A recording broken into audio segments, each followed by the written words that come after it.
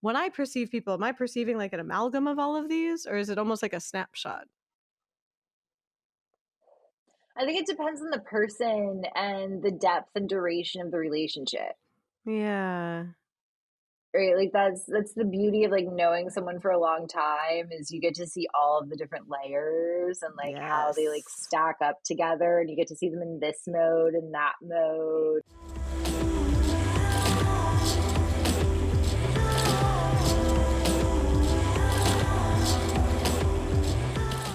Hi, I'm Jessica Stoya, retired adult film performer, current sex columnist, and still fairly new intimacy coach. I love Period. the articulation of coach. Coach. Good little eyebrows in there. I am Pam Shaffer. I am a therapist and musician and general recluse about LA. That was said about me at a recent social gathering. It's like, well, I only see you like once every few months, even though we live a few blocks away. And I'm like, haha, correct. That actually really nicely introduces our topic for this episode of perception.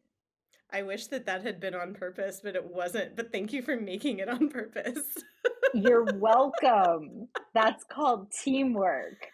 Yeah, virtual fist bump. Sorry. The 90s are back. I don't know. It just felt 90s. The 90s are back. I mean, look at my sleeves. Those are great.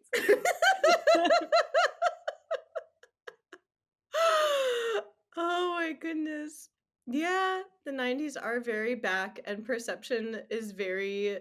I love hate perception. I love hate perception so much.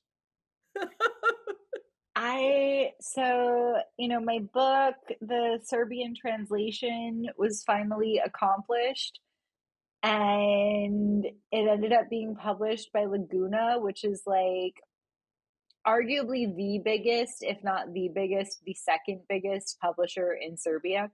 Mm-hmm. And like they published like Britney Spears's biography and Taylor Swift's book and the Serbian translations of them, Yes. obviously, but perhaps not obviously. So they really hit the press hard and they got me on one TV interview and then people were like, "Oh, she's good on TV." Even with the like clunkiness of interpretation happening both ways. So then I did a series of TV interviews, and I've actually done so many that tomorrow's TV interview is canceled because the producers were like, "This is no longer news. She's done enough TV interviews." And I was like, you know what? I also feel like I've done enough TV interviews. You're like, I didn't want to be the one who canceled, but I agree. I'm like, thank you so much for calling it because I was out of dresses. My friend Milan, who did the illustrations for this version of the book, his day job is fashion designer, and he loaned me literally everything that fit me for all these different like events and stuff. And I just went in today to buy the dress that I had special made in my size, which I was going to wear tomorrow on the TV. And then Lydia called and was like, "Have you left Milan's?" And I'm like, "I have." And she's like, "You got the dress?" I'm like, "I did." And she's like, "Oh no." And she explained the situation. And I was like, "No, it's good because now I don't have to worry about what to wear for London." And she's like, "Oh, good." And I'm like, "Yeah." And for me, it's the number one frustrating thing about being a professionally perceived person is you can't really repeat outfits often. Yes. And I just don't have enough storage space. Yes. It's, by the way, my Jewish mom brain literally was just like, no, I'm so glad you got the dress because you have an event coming up in London.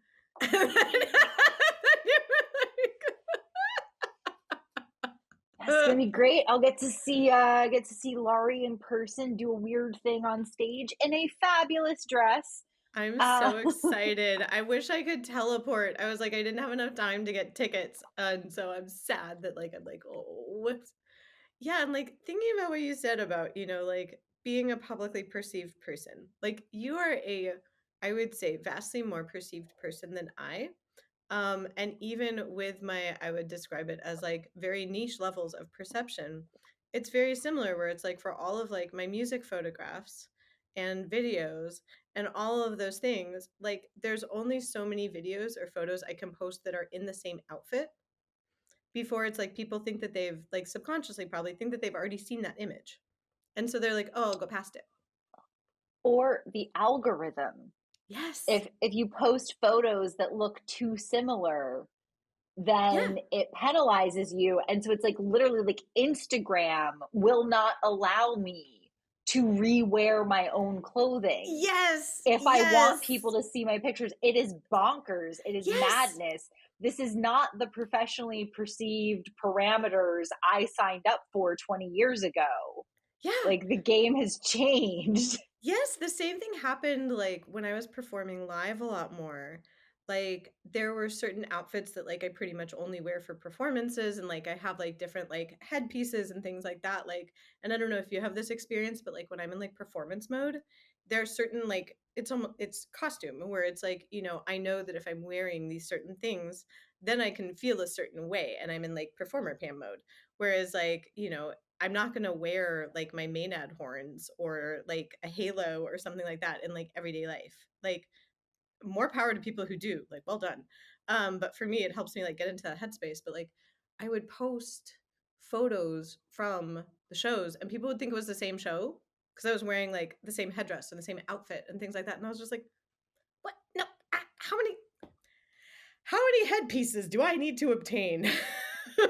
I wonder if this is why Taylor Swift changes clothes 50 times during a single concert, so that over the course of the tour, she has enough different looking images to satiate both the album or algorithm, to satiate both the algorithm.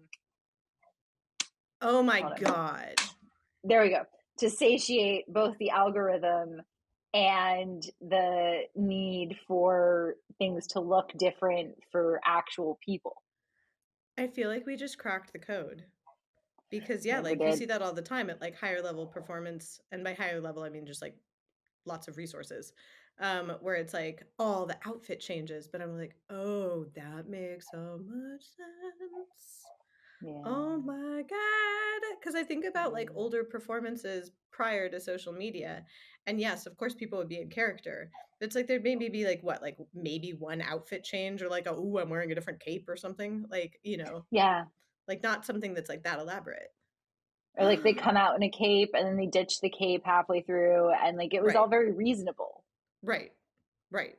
Like I can get down with like, maybe like a cape transition, but like I don't have the resources to like wear like 7 different outfits, much less No. try and put on 7 different outfits. No, because you get first of all, finding 7 different outfits that are stage worthy that also match with the content of your show, Yeah.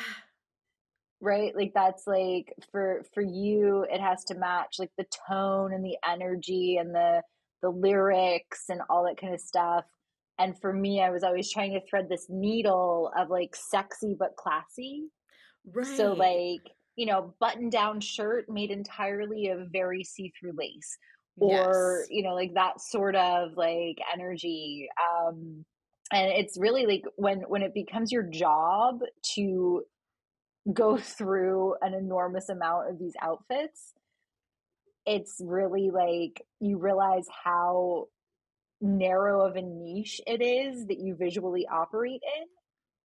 Yes. I feel like what you said, like nailing the tone of like sexy but classy. But I'm a person wearing clothes, but are they clothes?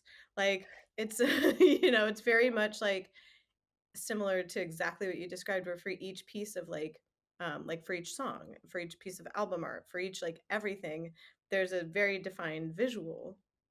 But it's like that means that then either like I know that lots of artists do work with stylists and I've thought about that, or like, the artist themselves is the stylist in my case, where it's like then I'm picking every single visual element.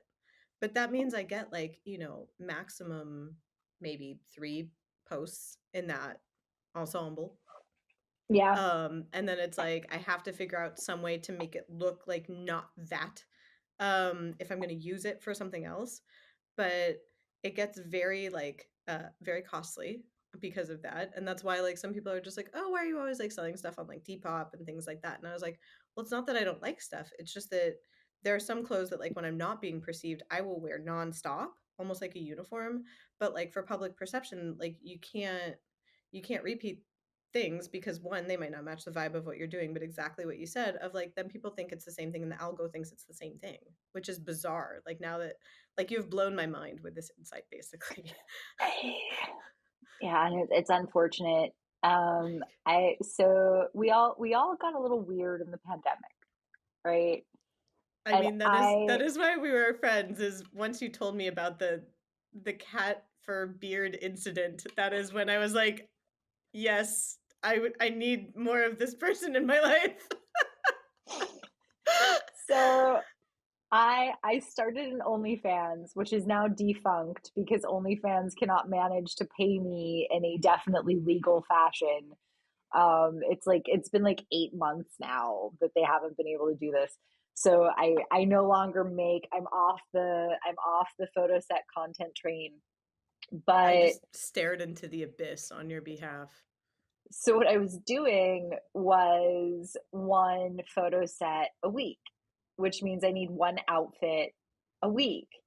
Right. And very quickly, I had done a nude photo set in everything I owned, including my Renaissance fair dress. And so I started getting really fucking stoned and drinking like at 8 p.m. I'd be like, all right, it's time to get sideways.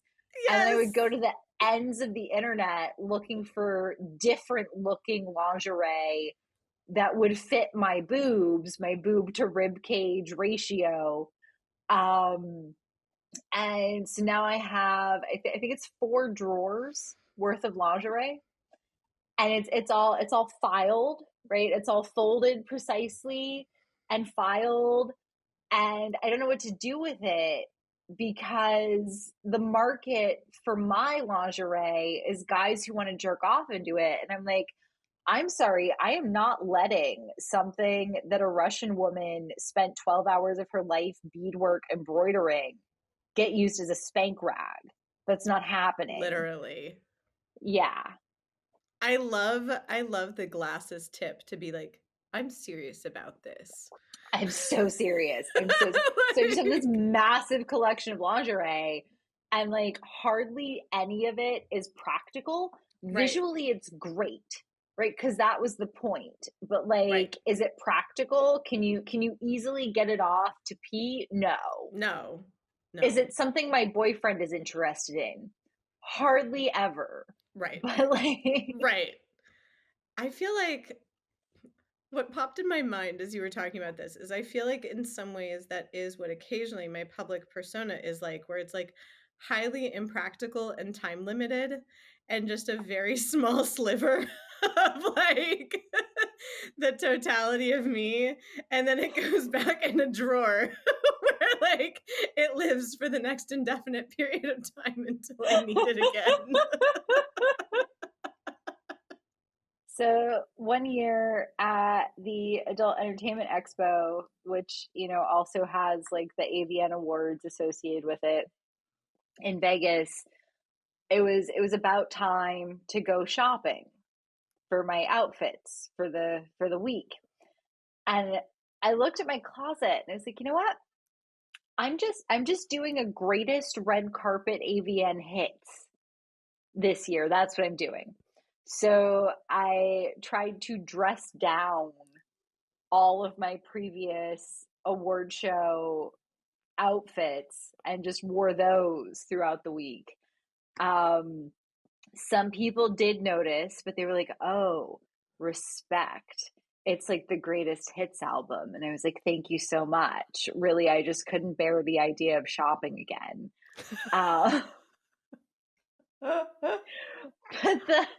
the problem is like even though you do bring kind of like going to get coffee in the morning clothes, because room service is broken Right.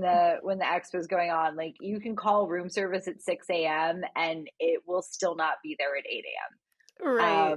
Right. They're stressed. So, yeah, so even in like a hoodie and like pants, going to get your own coffee, you are on display. If you leave your hotel room, you are on display.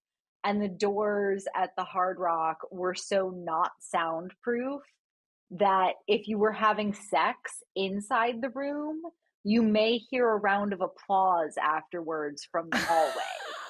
Like, so you're just living in a fucking fishbowl for like 6 days, and it is the most like the highest iteration, the most intense iteration of being perceived that I have ever experienced, and I hope I never get anywhere close to that ever again. That sounds terrifying. I'm like searching for the words to describe the difference in how it feels of being perceived energetically versus not. Like, I think about this in terms of even like, because it's weird to think about, like, oh, when I'm going out of the house, it's not like everyone's world is suddenly focused around me. Like, that's not what I think of when I think of perception. But I think of the difference of when, for instance, even I'm home alone, like my partner's not here, like I don't have any house guests, like anything like that. There's no moment in which I am preparing myself to be perceived, even passively perceived. And it feels so different than any, like, I had a conversation with my partner about this where I told him finally, I was just like, it really bothers me when you come in the room when I'm working out. And he was like, what do you mean? And I was like, well, like if I'm doing like one of my like YouTube videos, like, and I'm concentrating on what I'm doing, I was like, it really throws me off when you walk in because all of a sudden, even though I know you're not judging me, you're not like anything like that, all of a sudden, I realize that there's also a visual aspect to what I'm doing. And I immediately am like, do I look goofy? Am I doing the move right? Does it like match what all of a sudden there's this whole like other mental calculus that takes over. And I don't know if that happens with neurotypical people. I genuinely don't know. Because I'm not one. But like Yeah, I don't know. I really early, because men and their eyeballs are creepy, and that started when I was around 13. So yes. hashtag not all men, hashtag not all eyeballs, hashtag actually yes most men. And so I just sort of coped with it by dissociating and tuning out. Right. And so I would walk through the world and have no idea that anyone was looking at me because I was just in my own In your own little, bubble. yeah. And then sometimes I would walk around with a boyfriend and they would be like, that guy's checking you out, that guy's checking you out, that girl's checking you out, that guy's checking you out. I'm like, can you stop?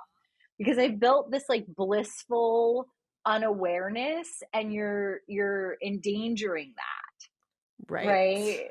I'm walking Right. around not worried about this, and now you're making me consider this, which is planting the seeds for the worry that I have so deftly avoided. Um, Yes. yeah. Well, and I know that I'm being perceived frequently because, and I don't know if this happens to you, but people frequently interact with me at a Mm. higher level than I have witnessed, not of everybody, but of most people that I spend time with outside of my house. People tend to approach me more or say things to me or tell me things about themselves or ask me questions, things like that. And so it makes me wonder like what it is they're perceiving in me because sometimes it is like, someone will catcall me or check me out or something like that. But it's not always that. It's like sometimes just people are perceiving something that they want to interact with. And I genuinely don't know necessarily what that is nor how to harness it because if I could harness that for say like music performances, like that would be amazing. but I don't know what it is. Like, I get a lot of people who feel like I'm like the tourist help desk. yes.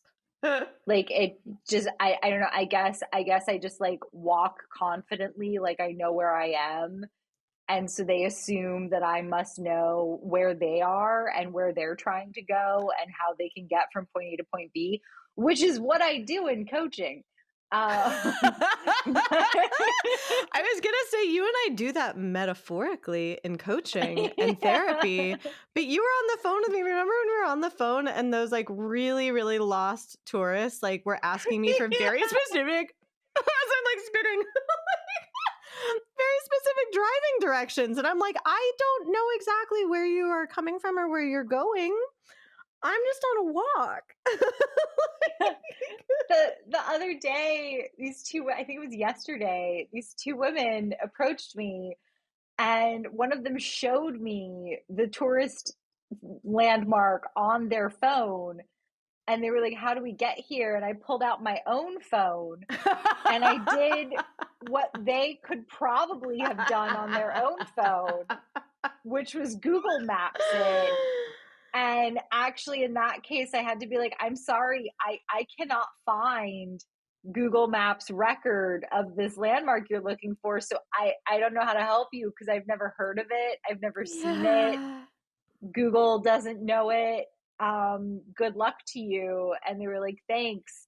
Um, and there's, I think both of us share because it's the same for me. It's not always men trying to like form a sexual connection. It's tourists, sad people, sometimes children informing their mother they want to dress like me when they grow up. Yes. Like, and there's just this like open energy which makes both of us good at our various jobs, Yes. and also is sort of inherently attractive and safe to people. Yes, that openness. And I think that's why, like, in a way, I love that I'm just a disaster. I'm like, I've got hair in my mouth. um, in a way, that's sometimes why I have the reputation of neighborhood recluse, is that that kind of openness, while I do love it, it also sometimes is draining, like, not in a judgment way, like, it's not like I'm like, "Oh, the people who approach me are bad," or anything like that. It's more just like, it's so much energy output interacting that sometimes, like, Yeah. by the time I get home, I'm just kind of like, "I am a husk of a human being." Like, the battery is dead.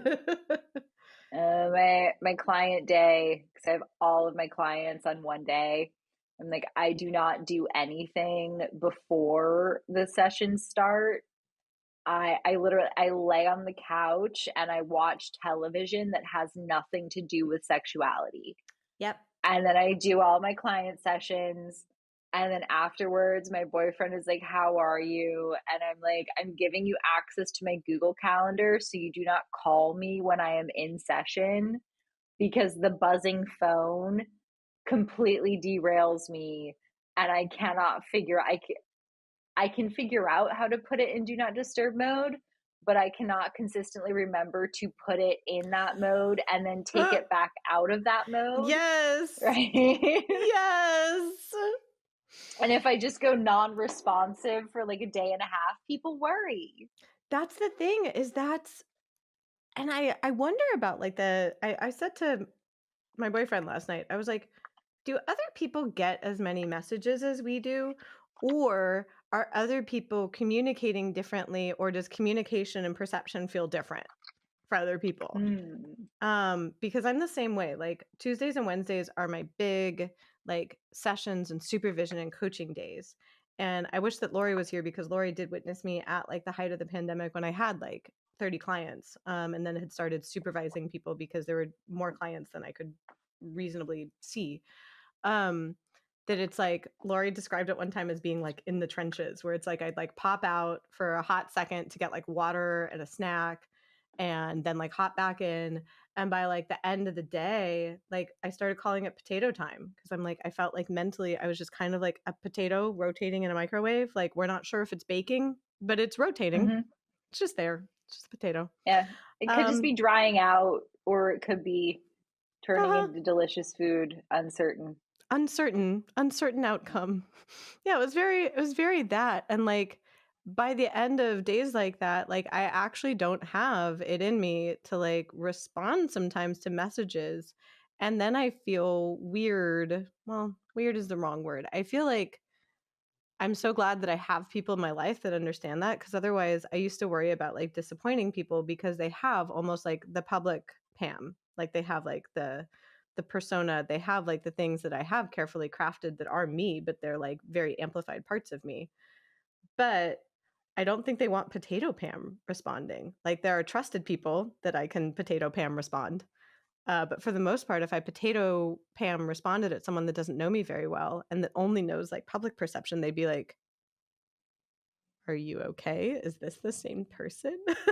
Like, what happened? There's this person in my life who texts, maybe a couple times a year, maybe once every couple of years. It seems to track with when they're having relationship problems. And now that I do this for a living, I kind of find this irritating. Yeah, Um, yeah. and the last time they texted, they were like, "How are you?" And I'm like, "Tired." And they're like, "Why?" And I'm like, "Well, I have this chronic progressive, actually two, the PCOS and the endometriosis. And so I'm tired." And like a Yeah. week later, they're like, "How are you feeling?" And I'm like, "Still tired, Still still have a tired. chronic progressive condition."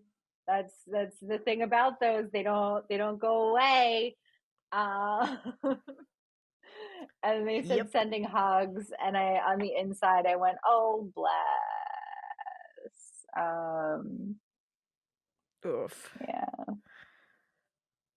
Yeah, I Well, and said thank you, but I went, "Oh, bless." well, and that's the reaction that I sometimes get when I realize I have like inadvertently or advertently. Is advertently a word? Can you advertently do Um, something? well, if it's not a word, we just made it one. Sweet. Yeah, I was just like, this can't be a word that only has a prefix. Um, it must be a word.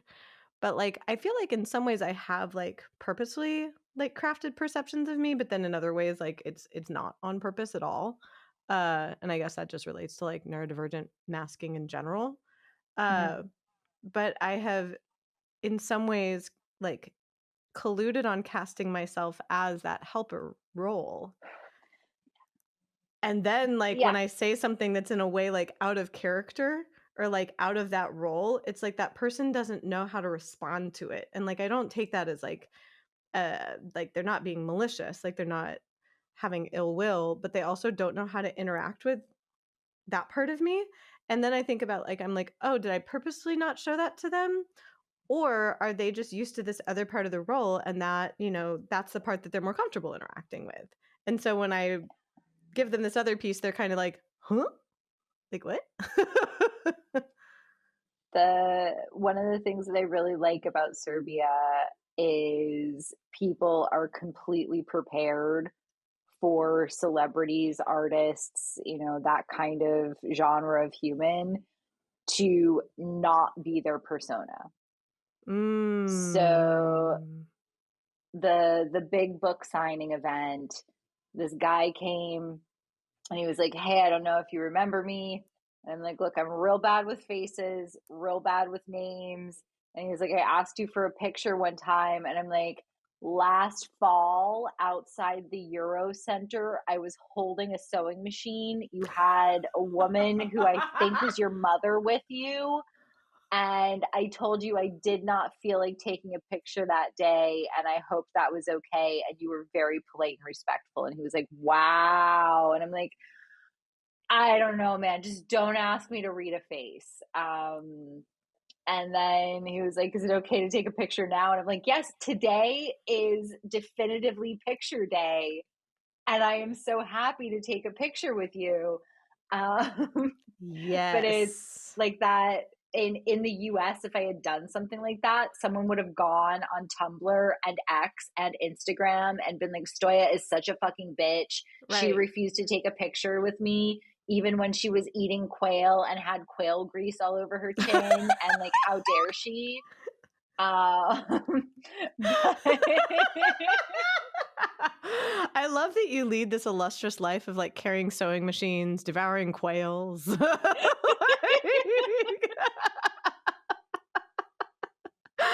like, what an interesting day. it was 2 different days, but the quail thing really happened. And I was like, I really don't feel like taking a picture right now. And they're like, but I'm here right now. And I was like, can I at least wipe off my chin? And they were like, if you have to, but our Uber's waiting. And I was like, Yeah, how dare you be eating a quail while a stranger's getting an Uber? What were you thinking?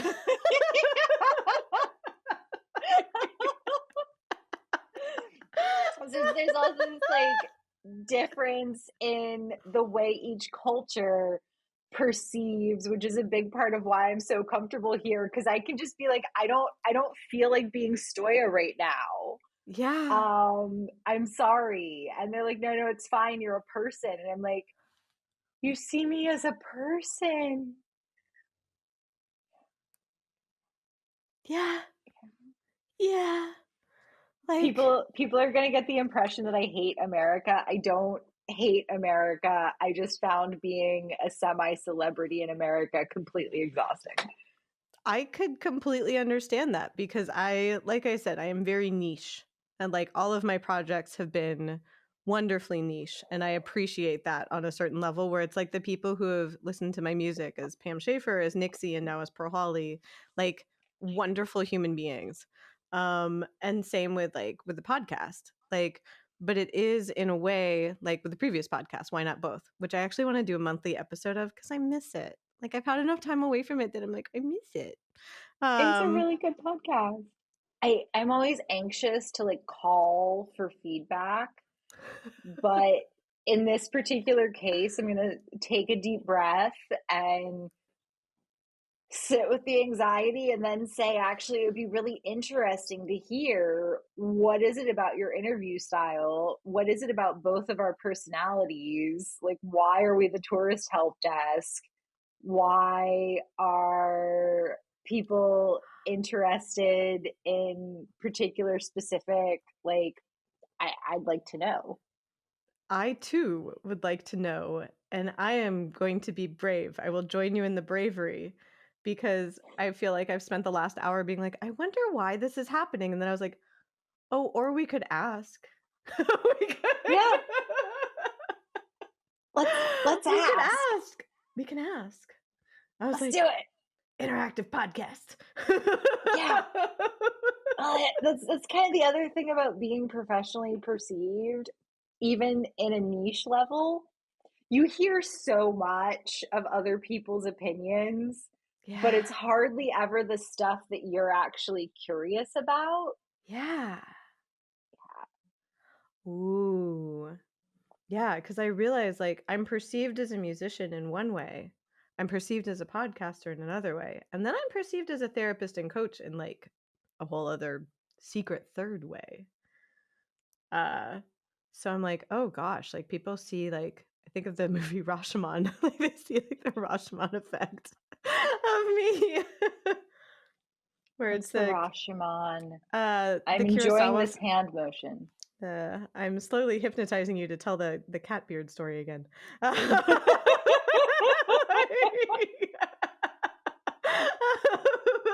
It's the We've Kuros synced up. right. Oh, I love that now I'm trying to like have different phases of circles. Oh my god. Like this is great. Who needs a For stim the toy? record, for the record, we're both sober. This is just us. That was something that has been brought to my attention perception-wise, is that, apparently many people enjoyed interacting with me, because they just thought I was not sober, in fact. That is feedback I have gotten, as an adult and otherwise. That is Yeah, yeah. I mean, I'm not. I don't want to give people the impression that I'm like sober in life, right? Right, I love. right. I love a good bottle of wine. If it's a bad bottle of wine, I will put sparkling water in it and make it into a tolerable bottle of wine. Yeah, and I too, by the way, like I also am not sober as a lifestyle. Sadly, my body's reaction to alcohol seems to be what people describe as being hungover. Like Okay. I can drink a few sips of like wine or a nice beverage, especially with food. Like food seems to help, but I appear to process it like that, where it's like I immediately have a headache. I kind of want to curl up in a laundry basket. Like I'm just kind of like, this doesn't make me more social. It makes me just kind of like, ugh. Which is what most people describe as hangover. So I'm like, why do I why does my body skip the fun bit? Um, but gummies, we love gummies of all sorts. Yeah. And like there are other things that suit my body better. But yeah, that's the other thing, is like people have also mentioned that I don't appear to interact really differently regardless of substance or not. So there may be that, and I do hear, like, at least from therapy and coaching clients, and I do like this aspect of it, is that, like, obviously I don't make therapy and coaching sessions, like, about myself. That would be wildly inappropriate. But, like, I will ask people if, like, any self-disclosure is helpful in a certain situation. Um, and I will also, like, in, like, my bio and when I'm talking to people, like I will disclose enough about who I am that like a lot of people have said that like they see kind of like parts of themselves in me, and that makes them feel more comfortable because I'm not just like a blank slate. They're like, "Oh, okay, like this person's also creative, they're also ADHD, they're also, like things like that where they're like, "Oh, I can see that this person has like similar enough lived experience that they're like, "Oh, okay, like this person, I can see myself in them." And so I'm like, oh, maybe that's part of it. Like people see bits of themselves reflected in us or that they want to see reflected. I don't know how to put that. Definitely like identity has taken over the West, especially specifically micro identity. Like people are really almost to a point where I worry that they are defined by the list of little labels that apply to them. But also that seems to be a mechanism of like advertising oneself as a mental health professional or a coach or something like that, is people want to see, is this person like me? Right. um or does this person specifically say that they are affirming of people like me? Right, Yes. they need to see some, whether it's implied by similarity or explicitly stated, they need to see some implication that this is for them, specifically them. Yes, specifically they are specifically invited. Yes. Yes. And that does come down to perception, because like how do I then craft something so that someone can perceive that in me, and not in a nefarious way? I wouldn't misrepresent myself, but like how would I convey that? And also Yeah. sometimes I wonder about like what am I inadvertently conveying? Like that people are like which also I guess could be like an audience question. Like I don't did I bring this up last time that like that someone that I don't know well remarked that apparently I appear to fuck extremely? I don't know if you brought that up on the podcast or in a private conversation. Yeah, like I can't remember because of ADHD. Yeah. Like, but yeah, I was like wondering to myself, like, what did I do that made this person say that? Because it was like literally after like a friend's birthday dinner, where I was like, I don't think I was talking about fucking extremely over dinner, um, but who knows? I might have been ADHD. Yeah.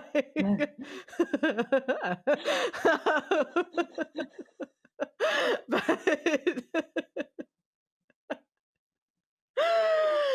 I do just wonder sometimes, like, what am I inadvertently conveying? Though, I did get this reminded me, I got the best cat call, which I never thought I'd say.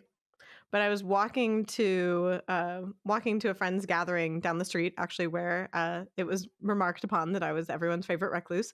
Um, and this guy like was at the gas station that I was walking by. He was like, "Hey," and I was just like, "Oh God, what's gonna come next?" And he's just like, "Hot damn, that's the way to dress for your figure." That is amazing. Right? That is a compliment. Yes. And yes, it was definitely delivered in like a very like straight way. Like it was not at all like, a queer, what a great outfit. It was very much like a straight, what a great outfit. But what a way to say that. And so I responded being like, wow, thank you. Because like, of Yeah. course I had like picked out an outfit that I'd like to, go do the thing. And I was just like, wow, that was catcalling with like 0% of a threatening aura. Yeah. Like, That's really, that was just a compliment. yeah. And yes, Yeah. it was delivered loudly. But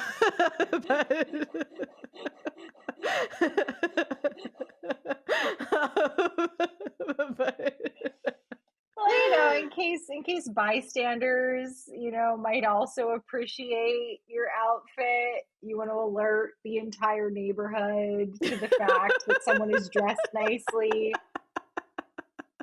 yeah, yeah. Like I was like, okay, sure, correct. Oh my god. Oh my gosh. Yeah, because I was thinking about that where sometimes I will, when I get dressed, like, and I don't know if this is your experience, but when I get dressed when I'm at home, like home alone, sometimes I will get dressed simply to get in character of what I'm doing, even though no one else is there. Hmm. Yeah. And it's like how I perceive me. And I'm like, oh, have I internalized? Because it doesn't feel male gazy. It's not like I'm like, oh, I'm dressing to be alluring. I don't know why I said it like that, but it was fun. Um, but I am dressing specifically almost to like get into like if I'm like, oh, today is a day I'm recording music and writing, like I will wear one of like my vintage slips and a robe and like, like Right. that kind of thing. Even if no one else is here. And I was like, I don't know if other people do that. Like, is that an internalized perception? I I think that would be an internalized perception. And I feel like I know other people who do that, but I have cats and I really dislike lint rolling clothing. So also I grew up in the shrinking middle class. So there was definitely like indoor clothing and outdoor clothing, and the outdoor Yes. clothing had to be preserved as much as Yes. possible. So between that and the cats, and also I grew up with cats, so maybe that was part of the indoor outdoor clothing distinction. Yes, there Um, there is indoor outdoor clothing and also clothing that is acceptable for inside the bed and then lounging clothing, but clothing that is not for inside the bed. I have a pair of summer pants and a pair of winter pants. And if I'm wearing clothing at all, it's because I'm sitting on something that does not feel good on my butt, Yes. or because I have a Zoom call or the delivery guy is coming. But like if I am home, I am mostly just in panties and socks, or in panties and barefoot, season depending. If it's cold, socks are necessary. If it's warm, socks are absolutely unacceptable. That tracks. That totally Yeah. tracks.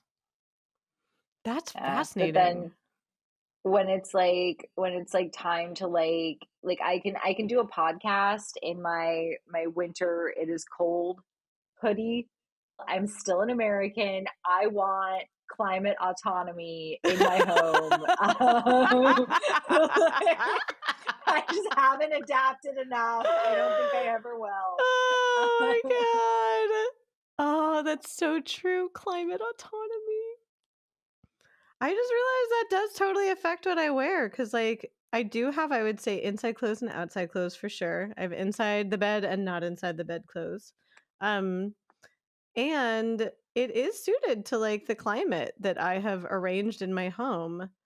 And I just realized that's probably yet another thing about being perceived outside. Like, and that's why sometimes my time, like, I have like a time limit on like how much I want to be perceived or how I can be even in like public facing mode before I potato. I was just like, oh yeah, there's a lot of like sensory stuff that's happening in the outside world. Whereas my inside world is actually pretty tailored to me. Like I have very specifically tailored my environment to ways that it is low stress for me and therefore is not taking up any of my bandwidth. I saw an article a couple months ago about how women are much more productive at a few degrees higher temperature than men. Yes. But office buildings, the thermostat is set to broad strokes male preference. Yes. And it was questioning like how much have women been held back because and so this ability to like work from home is amazing because I don't have to worry, is the client going to be boiling, because I Yes. work I love working with women and NBs, but mostly I work with male clients, heterosexual male clients. I'm good with that, but also if it was an in-person situation, I would have to choose between, is my client going to be uncomfortably warm or am I Yes. going to be too cold to think optimally?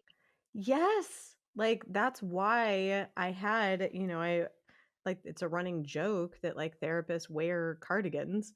But that Mm, is why when I was working in my old office, I would always have like a cardigan and a scarf and like a throw blanket, like because mhm, it was on the fourth floor of a building and everything, like we couldn't open the windows. So everything was like climate controlled to the building. And so sometimes I would just lovely. be like distractingly, freezingly cold. And I was like, okay, well, I guess I'll just wear more clothes. Or just kind of just keep piling them on. Whereas here, like I don't have to do that. And my concentration is so much better. Like because I'm not worried about necessarily like, do I need the 4 layers of clothing? Yeah, and also I feel like being in the cardigan and the scarf with the blanket over your lap, it sends a certain like, you know, auntie kind of vibe that is not Yes. necessarily the vibe that one is I mean, I can see how it could be comforting and cozy, but I prefer to project competent and curious. Um, Yes. Yes. yeah. It is very hard to convey that when you're basically like the inverse dance of the seven veils. Yeah. And then if Like it's the week before my period and I get hot all of a sudden, and then here I am, a former porn star, everyone knows it, and I'm stripping off layers, and it's just not.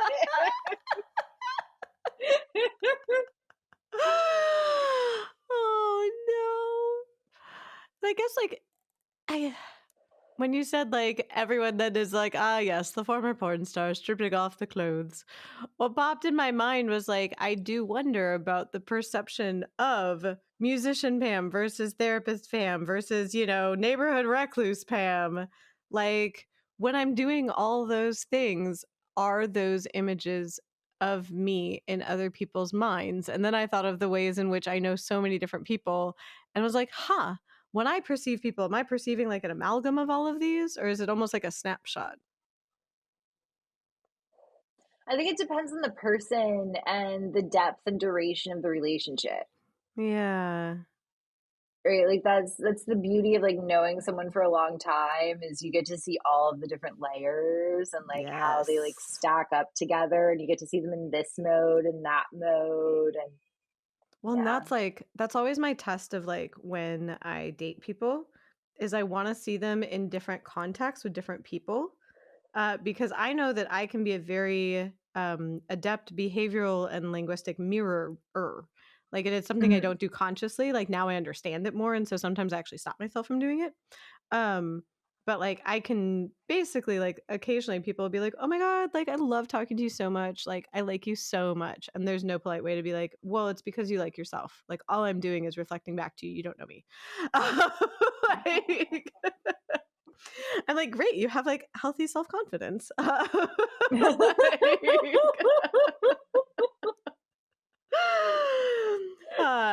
And I didn't understand that for a long time. That I was like, gosh, like they seem to like me, but I'm genuinely unsure why. And then I'm like, oh, they like how they feel around me because I'm reflecting them.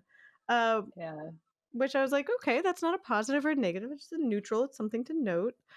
Um, but yeah, I like seeing how do people in a way, like what comes out around different people and in different settings. Yeah. When I'm dating people, like to see how they react to me in different modes. Right? It's Yes. just like you have date mode and you have hooking up at their apartment mode, and that's kind of the Yes. same mode with less clothing on. And then it's like, oh, they had the opportunity to see me in a business person hat on context. And now they're realizing that I'm actively really chill with them because I want to be and feel safe doing so. But when someone's trying to take advantage of me, actually, I'm very firm. And, you Mhm. know, and then it's like, okay, like how are they going to react when they see like Stoya time, which is Right. increasingly rare, but like it is very bubbly, very relaxed, very, compared to business person mode. Very, very open, very physically interactive. Right. When Right. someone takes a picture, I'm not like standing like a foot away with my arm on their near shoulder. It's like, you like get in there and like smile, Yeah. like you've just had a Yeah. nice interaction. You want them to have a good memory. Um, yeah. And so it's over the course of like 6 months or a year, all of these different modes unfurl. And every time it's like, all right, Yeah. how are they going to take this one? How are they Yes. going to take me acting in a way that is completely alien to anything they've ever seen so far? Yep. Yep. That's because and I'm not sure if you've experienced this. I have had people I've dated that react actually very poorly to me when I'm in musician mode, be it creation or performance. Hmm. Because when I'm in those modes, I'm not actually attending to them in the way perhaps that they're used to, or I'm not Mm-hmm. mirroring them. Like I'm in like outgoing performance mode or in like inward facing creation mode, in which case I don't want to like attend to other people or be like I'm not really monitoring myself and therefore I'm not really monitoring other people. Mm-hmm. And that has sometimes, I would say, thankfully, this hasn't happened in a long time. It was a lot, I think, when I was younger, when I was inadvertently more like socially masking, because it would really like upset people I was dating. And I was so confused by that because I was just like, why do they not like this? Or why are they suddenly hostile or pouty or like things like that? And I'm like, "Oh, that what you just said helped me understand that better." I was like, "Oh, because that part was very foreign to them, and especially if they liked the other parts that were actually more centered around them, like in the parts of me that decenter in a way other people. Well, not other people, but like the decenter someone as like an individual in that interpersonal relationship and are more kind of either broad strokes, performance, or, basically like go away, I'm in my weird music cave." Yeah. That might feel either very threatening or, like, abandoning or, like "Where'd you go?" But also there's this idea that we all kind of pick up from depictions of romance that a person that is our person, and polyamory does try to dismantle this, and relationship anarchy really actively tries to dismantle this. But generally speaking, most people walking around the world, they're thinking that there's a person who is their person, and once they find that person, they will Mhm. mutually be that person for each other, like a faucet. Yep. And then there's that moment where it's like, actually, I have to be a hobgoblin, or I have to be dealing with a performance for a crowd, and I cannot Yes. be your person because I am their person, the collective they. In this moment, I belong to the collective they, and that is the rules of the those are the rules of the game. And it can be really, really jarring for people because they're like, but wait, you're my person. And Yeah. even in polyamorous relationships, it's like, but you're my person right now. When we're together, you're my person. And that's not necessarily the case. And Oh, it's yeah. it's super gendered. Yeah. I find that it can be very highly gendered, and it also, in regards, I'm glad that you brought that up in like the context of non-monogamy, where it's like I've found that it's important to state what your expectations are if you're interacting with, say, like either multiple partners at the same time, or if you're going to an event with one partner, like as your date, like someone else is already going to be there, like, to talk about what the expectations are. Because I've lived through, I was just like, she's lived it. I feel like a reductress headline of like, like that I've had a different expectation based on my previous experience than, say, like what a partner has experienced. So communicating about that, like, oh, if we're going to a party together and I'm bringing a date and you're going to be there, are we going to be affectionate with each other?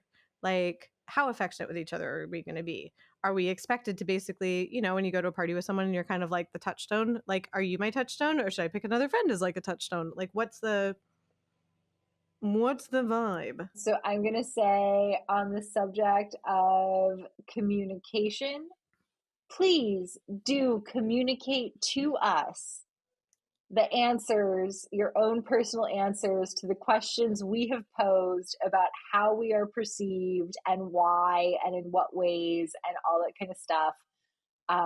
Please be kind. No barf emojis. I really don't like barf emojis. And this has been absolutely lovely as always, though Laurie was missed. Yes. This has been delightful, and I am so curious. I was like, do I have any caveats about perception? Oh yeah, I know that I laugh a lot. That's one comment that people say a lot. They're just like, "Do you know that you laugh a lot?" I was like, "Oh, I'm here too. I'm well aware." That's the point of life. Exactly. So I'm like, no barf emojis, no commentary on the fact that I laugh a lot. Everything else, fair game. I'm super curious. And thank you for tuning in.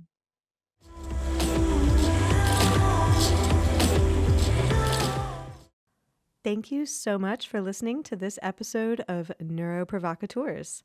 Please join us on Substack, where you can find exclusive clips, resources, and community of the neurospicy variety. We are an independent podcast, so know that your support on Substack and beyond means the world to us, quite literally. If you enjoyed this episode, please make sure to leave us 5 stars and glowing reviews, and follow our podcast on your preferred podcast platform so that you can be sure to get each episode the moment it drops, and know that your reviews help us get in front of other people who might also want to listen to this podcast. We are on social media in all of the usual places as Neuroprovocateurs. Thank you again, and excited to see you for our next episode.